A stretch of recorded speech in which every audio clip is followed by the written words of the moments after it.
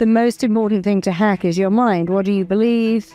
How do you speak? What do you think? Because these are very free and easy and in an instant to change. When you change your thinking, and of course, your belief is nothing more than a thought. You think a lot and you change your beliefs. That's how you really activate changing your entire life. Majority of human beings have this challenge of limiting beliefs. They always carry some or other limiting belief that's deep-rooted, not like something which is going on right now. Maybe based on something which just happened to their childhood or whatever. Is there someone in the world go, hey, I'd love that problem. Someone always say, I'd love to have a job to commute to, a kid to annoy me, a partner to annoy me, a boss to challenge me. Because whatever you think your problem is, someone else would love to have it. So yeah.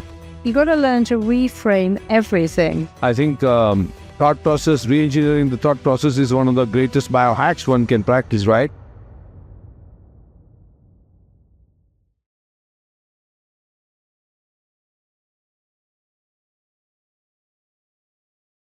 Here I am at the World Biohack Summit 2025 in Dubai. And we have been meeting a lot of amazing, transformation experts. And today, right with me, one of the globally renowned transformation expert, Marisa Peer. She doesn't require any introduction, I know. Millions of followers. Many of you must be definitely listening to some of her, reels and maybe some of the courses. But it's an honor and privilege to have you here at the World Biohack Summit, Marisa. Thank you so much. So now, when we talk about World Biohack Summit, we talk about biohacking.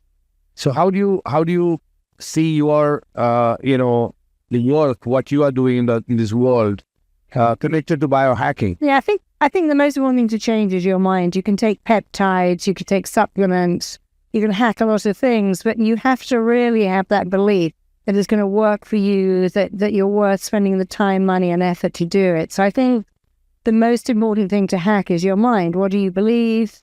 How do you speak? What do you think? Because these are very free and easy and in an instant to change. When you change your thinking, and of course your belief is nothing more than a thought. You think a lot and you change your beliefs. That's how you really activate changing your entire life. But isn't that the toughest piece to do? Because most of the people have the major problem that they have either in the overthinking mode, sure, or maybe they have no control on what they think. Oh. So how do you really do that? Well, I don't believe that's true. We think thoughts every day. We're thinking thoughts, and every day we're talking to ourselves. So you're invited to change what you think. So let's imagine you think you're terrified of spiders, or you think aging is something that happens, it's inevitable, or you can't control your hormones. These are thoughts. But every thought you think has a physical reaction in the body and an emotional response too. So taking charge of your thoughts, and how you start it is by saying, well, why do I think that thought? Is it true? Does it help me to think that thought? Who told me that thought? And was it true for them? And even if it was, does it have to be true for me? So years ago, we had a thought, women couldn't find love after 35, they were finished, that your fertility fell off a cliff at 35 too. We know these things are not true. So you have to question a thought. When you question a belief, you don't believe it. The minute you question a thought, where does that come from? Why do I believe it? You're already doubting it. And so question your thoughts, challenge them, and change them. And when you change your thoughts, you start to change your life. So you can think it's hard, or really that's half of it. If you believe it's hard, you're already defeated. Yeah. You think thoughts every day. Why not take control of them and think better thoughts? Because your mind is going to make your thoughts, whatever they are. If you think of something sad, your eyes fill up with tears. Think of food, your stomach rumbles. So every day your mind makes your thoughts real. That's its job. And your job is to think better thoughts so your mind can start to action them. Hey, but in a world where we are continuously getting distracted and bombarded with so much of information, so what do you think? Like you are coaching so many different people from different walks of life, especially CXOs and entrepreneurs. And on a particular day, I heard that you are coming across almost 50 to 60,000 thoughts. Yeah. Along with that, the different messages, different mails, all those kinds of stuff. So how do I really, can you just suggest some techniques by which I can be more conscious about what I think? Yeah. So we are very distracted. We have our phones. There's a lot going on. So you do have to find a time. The best time is when you're in the shower every day and the water's coming down. And it's quite a meditative state. That's a good time to start thinking some key thoughts. I matter, I'm enough, I'm significant. So if you can link it, okay, every day I take a shower. Every day I stand and I wait for the toaster to pop or the coffee to percolate or the kettle. That's a good time to link it to something. When I'm in the back of a car, just before I go to sleep, just after I wake up. We have to kind of pick a time. When is the best time for you to think my thoughts? When you're driving your car, switch the radio off, switch the music off, and take some time with your thoughts. When you're commuting to work, there will be a time in your day, even if it's when you're loading the dishwasher or the washing machine or doing the cooking, there is a time in your day when you can start to really hone in on thinking better thought. Because first is what you do, but very quickly it becomes who you are. And when it's who you are, you're going to win. So we think thoughts every day. So it can't be hard to think thoughts because we all do it. But people think it's hard to change your thoughts. It's actually hard to go on thinking the same thoughts because it doesn't serve you. So you are right that we want to find a quiet place to sit down. But we're all thinking thoughts, and then you wake up and then you go to sleep. And even in fact, when we're sleeping, we're dreaming about our thoughts. So just change them. It really isn't hard. The hard is the belief. It's not hard, it's actually unfamiliar, and there's a huge difference. Your brain loves what is familiar and wishes to go towards it while avoiding what is unfamiliar. So change isn't hard, it's unfamiliar, it's new, but you can make it familiar with just a little bit of repetition because the mind learns by repetition. So you're saying that the only trick is repetition? No, it's one of the tricks.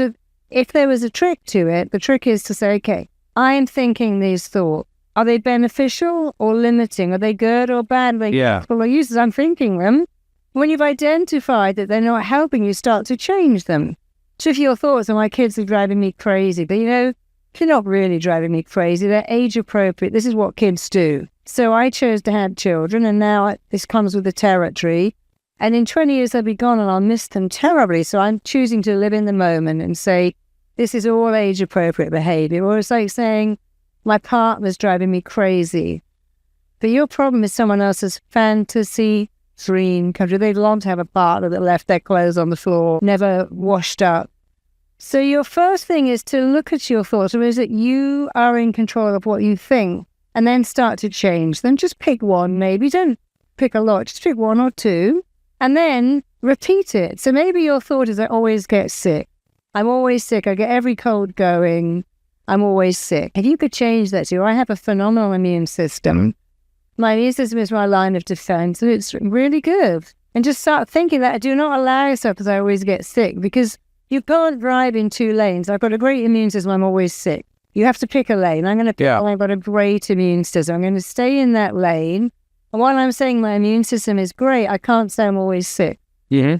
So look at a thought you think, decide it doesn't serve you, decide to change it, and then the skill of repetition, repeat it, write it on your fridge, put it on your phone, keep doing it until it stops being what you do and it's who you are, and then you're going to win.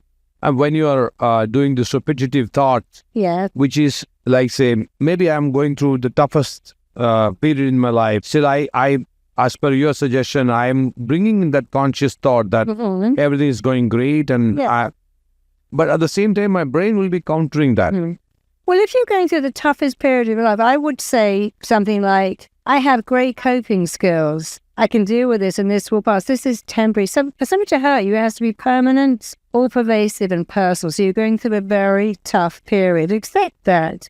And then say, I've got great coping skills. I can go through this. We all go through bereavement, illness. There's a lot of stuff we go through, but that doesn't affect so much how we think about it. So, I got run over 3 years ago, and that was quite a challenge to deal with, being immobile and being run over. But it was my choice to not go, oh my God, this is awful, this is hell. In fact, I looked for some nice things. I got a lot of time off, and I really programmed my body to heal very, very fast. I was told I would always have a limp, I'd have one leg shorter than the other, I could never wear heels again. And it would take me 6 months to walk. It actually took me 6 weeks, because I realized it's up to me to choose how I want to heal. And I wanted to heal fast. I wanted to heal well. So what am I saying? If I go, oh, this is awful, and I'm now going to have a limp, I might never wear heels again. Whatever you focus on, you move towards. So don't focus on the wrong stuff. I kept saying, no, I'm going to heal perfectly. My body knows how to heal. I'm definitely going to wear heels again. I've got heels, they're not very high. But I was, you see, you must choose. It's up to you. You're the agent. You can't give this agent to anybody else. If you're going through a stressful time at work, or an illness, or a difficult time with your family, which we all have to go through, because there's no choice. There's always a choice. You get to choose how you feel about it. You get to choose what to do about it. Maybe someone's ripped you off and that's an awful thing, and there's nothing I can do. But you can still choose it. Well, I'm very upset someone stole money from me, but I'm glad I'm not that person. They have to live with what they did. I'm a good person. I don't. So when people say we're powerless, you're never powerless, because events don't affect you as much as what you believe about the event. What you think of an event will affect you more than the event. That's true.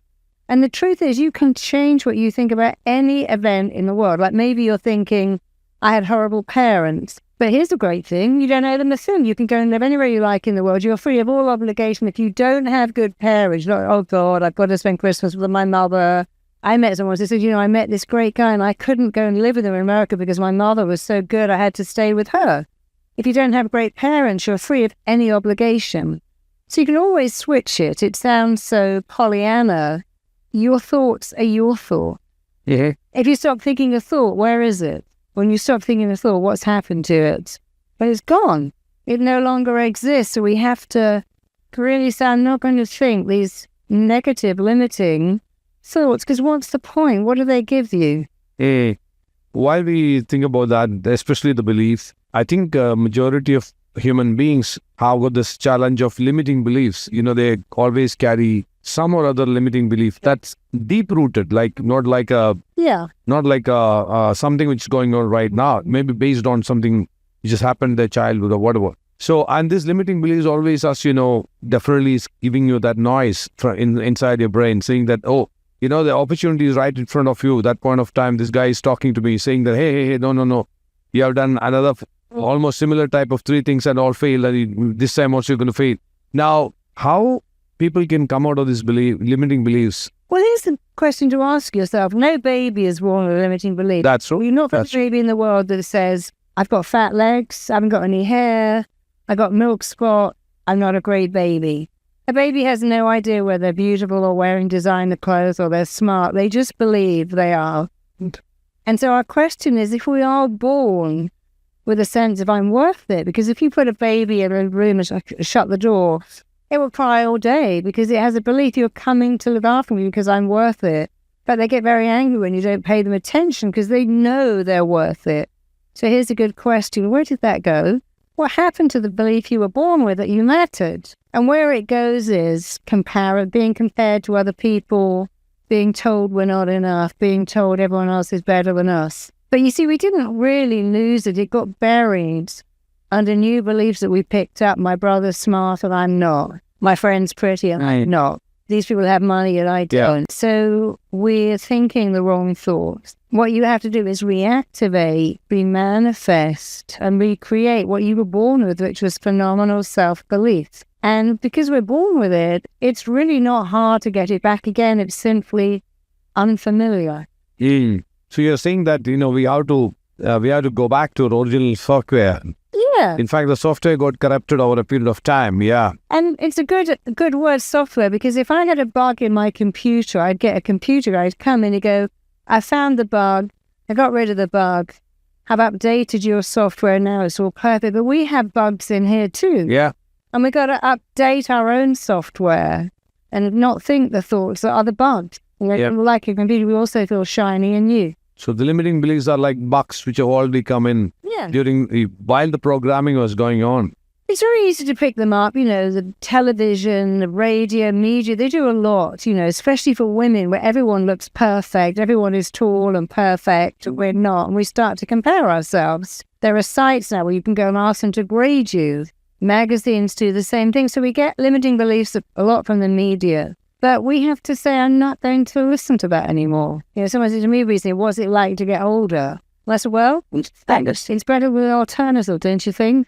That's older. It's that I feel very privileged. My best friend died 3 years ago. She would have loved to get older. She would be so happy to get wrinkly knees and saggy skin. She never had that joy of having grandchildren like I do. So it's a reframe. What's it like to get older? I could go, oh, it's awful. It's terrible. I don't have the energy. My skin isn't like what it was. Or I could say, well, I feel very lucky that I'm getting older. I'm very lucky that I'm living a great life. So everything is a reframe, and you have to learn to reframe. So when you're saying my kids are driving me crazy, my partner's making me crazy, my boss is difficult, my mortgage is X, think, is there someone in the world go, hey, I'd love that problem. Someone's always, I'd love to have a job to commute to, a kid to annoy me, a partner to annoy me, a boss to challenge me. Because whatever you think your problem is, someone else would love to have it. So you got to learn to reframe everything. See, one common thing what we have seen in the whoever works in the field of transformation, there will be cases when people say that, hey, I understand everything. I know that I need to associate the right kind of people. I should avoid toxic people. I should get the right kind of thoughts, which is playing in my brain. But what to do? Even inside my house itself, there is kind of toxic environment. So what should I do? Should I leave my house? Should I break my relations? No, the big thing is, we all, I can look at my own my aunts, my parents, look at an extended family. There's always a few that are very negative and diminishing and critical. And that may be your mother and maybe your mother-in-law, and you can't leave, but you cannot let it in. You can let it go over your head. You always have a choice to say, look, this is how my mother is, this is how my father, this is how my sister or my brother is. You don't have to let it in. You get to choose what you let in. And there are people who are negative and have a very negative energy, but you can be around them and say, I just don't let it in. I just say, oh, that's how they are. That's how that person is. It's an impossible life to never be around someone who's negative. Maybe they're your boss. Maybe they're your in-laws. But you get to choose, do you let that in or do you just let it go over your head? I mean, we can't really leave the people that, let's say our elderly parents are rather negative and critical. It'd be quite cruel to leave them. It's easier to say, I go and visit my mother. I know what she's like. She complains a lot. And I go, knowing it, and I just decide, that's her. What a shame she's not happy like me. I'm so be glad I'm not like that and not let it in. It's not easy, but still they need to practice that. It's not easy. That's how people say it's not easy. Change is so difficult. A left that can't change as well. That's part of the problem. Who said it's not easy? Why is it not easy? So imagine you've got a very negative mother or mother-in-law, and you believe it's not easy to deal with them. Isn't it to say it is easy? Because I just go, oh, there's my mother. She's like that. I feel sorry for her, but I don't let it in. It's easier to not let it in than it is to say it's so hard and it's not easy. That's true. And it's affecting me. That's true. I think we'll have to change the perspective, the way we look at things. Well, if you ask anyone, what's the matter? They go, it's the weather. It's my job. It's my boss. It's the commute to work. It's the home I live in. So they're blaming external things. It's not the weather or your boss or your job. It's how you feel about the weather. Or your boss or your job. And you get to change how you feel. You don't even have to do it all the time. Just do it most of the time. I think thought process, re-engineering the thought process is one of the greatest biohacks one can practice, right? This week alone, in 5 days, I went to London. I went from London to Poland to Singapore, Singapore back to Dubai.